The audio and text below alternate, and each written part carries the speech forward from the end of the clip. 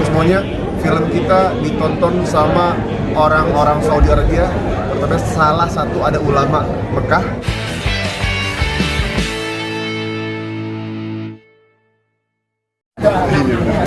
Apa nih? Apa itu? Sel. Naik dikit sel. Mungkin Ustaz Raffi bisa dijelasin dong mungkin keterlibatannya di film ini, kenapa pada akhirnya dirimu mau ambil film ini sendiri?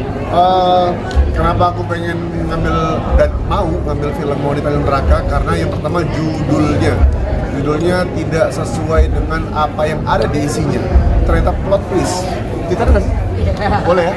Plot twistnya boleh lah, plot twist dulu. Ya. Plot twistnya ada, ternyata ya kayak Mbak Lele bilang bahwa ahli itu bukan hanya penghuni, dan benar itu secara etimologi ahli adalah penghuni, tapi secara maknawi ya ahli kayak tukang besi, al-haddad tukang besi. Nah dia ahli untuk membuat besi. Jadi emang ahli itu tergantung pada tempatnya. Ahli neraka di sini bukan penghuni neraka, melainkan dia mampu menjaga dan mampu menaklukkan nerakanya. Jadi yang kusuka itu, dan kayak tadi kita bahas di dalam, ini ada korelasi sama Siti Asia, istri Fir'aun. Itu yang kusuka. Dakwah juga nggak sih ini mungkin sambil dakwah juga mungkin lewat film ini? Pasti, kalau dibilang dakwah pasti, sangat pasti film ini berdakwah karena banyak poin yang kita sebarkan. Salah satu dari sosok bapaknya yaitu Ustaz Irfan, kemudian pengrukiahan, ya kan, pengrukiahan kita bawa ayat-ayat Quran. Dan sorry, aku FYI nih, info buat semuanya, film kita ditonton sama orang-orang Saudi Arabia, ternyata salah satu ada ulama Mekah yang menonton film kita dan appreciate kepada film kita, insya Allah. Dan bagiku film horor adalah film dakwah dan menyebarkan kebaikan dengan cara yang sendiri. Mungkin kayak Mbak Lele bilang bahwa mungkin akan berteman terus dengan ketakutan, dengan apa tadi bahasanya, kecemasan, ketakutan. Dari ketakutan kita akan bangkit. Kalau kita nggak takut, justru itu bahaya.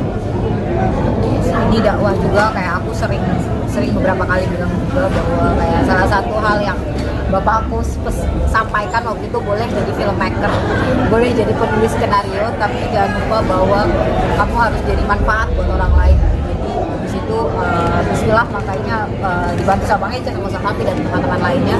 Visi kita sebenarnya bukan cuma mau nakut-nakutin doang, tapi semoga dari ketakutan itu justru lahirlah kebangkitan untuk berani melawan. Berani melawan kebatilan. Berani melawan kebatilan.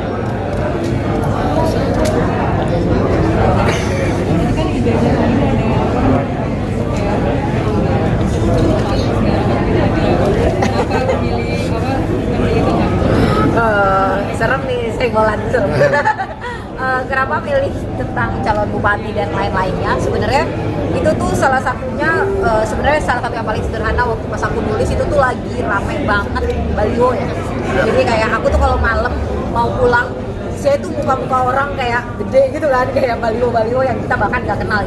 Nah berawal dari situ terus aku kayak wah baliho, terus muka wajah-wajah orang yang kita berusaha untuk kenali, itu adalah sesuatu yang cukup menyeramkan loh situasinya. Jadi akhirnya pas aku bilang sama Bang Eca pernah gak sih bayangin baliho tersebut tiba-tiba gerak gitu kan. Nah dari situ kita akhirnya ngomong, menarik tuh ada baliho bergerak atau kayak ada sesuatu yang bergerak. Gimana kalau kita bikin karakternya calon bupati yang akhirnya jadi ada unsur balihonya.